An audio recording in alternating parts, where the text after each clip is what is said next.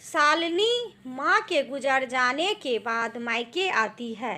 तब एकदम चौंकते हुए भाभी मंजरी बोलती है, अरे दीदी आप अचानक आ गईं। तब शालिनी ने कहा, भाभी मैं क्या यहाँ बिना बताए नहीं आ सकती हूँ, मेरा भी घर है। फिर शालिनी ने कहा, भाभी मुझे माँ की बहुत याद आ रही थी। भाभी कहने लगी, अरे दीदी यहाँ याद करो या अपने घर में, अब मम्मी तो है नहीं, मेरा मतलब है एक ना एक दिन सबको जाना ही होता है। वे भी चले गई। खैर देखो भाभी, माँ के बिना यह घर कितना सूना हो गया है। पहले मैं यहाँ आती तो कितना अच्छा लगता था। तब मजरी भाभी कहती है, नहीं तो मुझे नहीं लगता कि घर सूना हो गया है। जाने वाले को तो नहीं रोक सकते, एक ना एक दिन सबको इस दुनिया से जाना होता है, बस केवल यादें ही रह जाती है। अच्छे कर्म करो तो सबके दिल में बसे रहते हैं, यदि बुरा व्यवहार करे तो कड़वी यादें ही रह जाती है, वे कोई याद करना नहीं चाहता। आप बैठो, मैं पानी लाती हूँ। अब शालिनी चारों ओर देखकर रोने लगती है और वह बहुत दुखी होती है। माँ की फोटो के आगे रोकर कहने लगती है, माँ मुझसे तुम्हारी यहाँ बहुत कमी लग लग रही है। तुम्हारे रहने पर यहाँ घर में मुझे अपना लगता था। आज यहाँ आई हूँ तो मुझे तुम्हारे बिना पराया घर लग रहा है। ऐसा क्यों माँ? माँ के रहने तक ही मायका होता है।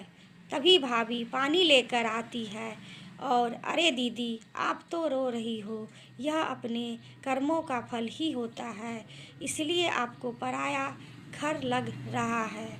आप मेरे दिल तक पहुँच ही नहीं पाए। यह क्या कह रही हो भाभी? तब मजरी भाभी कहती है, भूल गई आप कैसे आप मुझे परेशान करती थी मम्मी जी, और आपने मेरा जीना मुश्किल कर दिया था। अगर कोई साड़ी आपको मेरी वाली पहननी हो तब मेरे मना करने पर आप कैसे मम्मी से मेरी शिकायतें करती थी। उन्हें बोलकर मैं नहीं दे रही हूँ और बिना मेरी मर्जी के ले लेती थी, और क्या क्या याद दिलाऊं। मेरी तबीयत भी ठीक ना हो तब पर भी मुझे काम कराया जाता था, और तो और मुझसे आप दोनों ने मेरी आज़ादी छीन ली थी। यहाँ तक कि मायके भी जाना हो तो मम्मी की बिना मर्जी जा नहीं सकती थी। दीदी आपने और मम्मी ने जो दर्द दिया है वे मेरे लिए नासूर के समान है, उन्हें चाहकर भी नहीं भूल सकती। और मम्मी से हाँ हाँ दीदी, यह दर्द एक ना एक दिन तो झलकना ही था। वैसे आप यहाँ कब तक रहोगी? मैं अनचाहे रिश्ते को मैं दिल से नहीं निभा सकती। तब शालिनी को अपने कही बातें याद आने लगी। वे समझ गई कि यहाँ मेरी कोई जगह नहीं है। वे भाभी वैसे तो 2-3 दिन के लिए आई थी, अब आपका ऐसा व्यवहार रहेगा तो मैं शाम को ही चली जाऊंगी। देखो दीदी आप यहाँ आई हो तो रुक जाओ, पर यह याद रखना, माँ से ही मायका नहीं बल्कि भाई और भाभी से भी होता है। यदि आपसी मेल जोल सही से चले तो मायका जीवन भर साथ रहता है।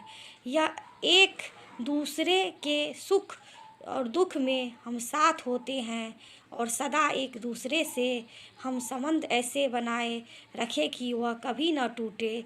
यदि आप मीन मीन मेघ देखोगी तो ना दिल में जगह रहेगी ना ही मायके में। इस तरह की कड़वी बातें सुनकर शालिनी ने कहा, भाभी जो बीत गया सो बीत गया, वे कल था। कड़वी बातें भूलकर हम नई शुरुआत आज करते हैं, आने वाले कल के लिए।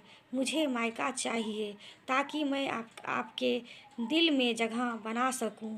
मुझे माफ़ कर दो भाभी, मैं अब ऐसा दुर्व्यवहार कभी नहीं करूंगी। मेरी शिकायतें करने की आदत आपको दुखी कर देती। मुझे एक सबक मिल गया है कि आदतें अच्छी हो तो रिश्ते कभी नहीं टूटते। मैं अपना काम कराने के लिए माँ से जो शिकायतें करती थी उसी का परिणाम है। आपके मन में मेरे प्रति इतनी करवाहट हो गई है। भाभी, मेरी यही कोशिश रहेगी रहेगी कि आपका दिल कभी मेरी वजह से ना दुखे और मैं आपके दुख का कारण बनूं। भाभी, आप मुझे माफ़ करोगी ना? और फिर शालिनी भाभी के गले लग कर रोने लगी। भाभी, मुझे समझ आ गया है, माँ से नहीं, भाभी और भैया हो तो मायके की दहलीज बनी रहती है। जिस बेटी का मायका हो तो उसकी ससुराल में हमेशा अहमियत होती है, उसे हल्के में नहीं लिया जाता है। मुझे माफ़ कर दो। फिर भाभी ने कहा, दीदी, यह दरार धीरे धीरे ही भरेगी। आप मुझे सम्मान देंगी तो आपको भी हमसे सम्मान मिलेगा। दोस्तों, अपनेपन के लिए दिल में जगह बनानी होती है। मायके में हमेशा अधिकार ही नहीं होता, बल्कि प्यार और सम्मान हो तो रिश्ते गहरे होते हैं। जैसे भाभी और ननद का रिश्ता। यही अपना तत्व भरा भाभी हो तो भाभी माँ की जगह ले सकती है। दोस्तों, ये कहानी आप सभी को कैसे लगी? यदि अच्छी लगी हो तो लाइक करिए, सब्सक्राइब करिए, दोस्तों शेयर करिए। वीडियो देखने के लिए आप सभी का धन्यवाद। Thank you.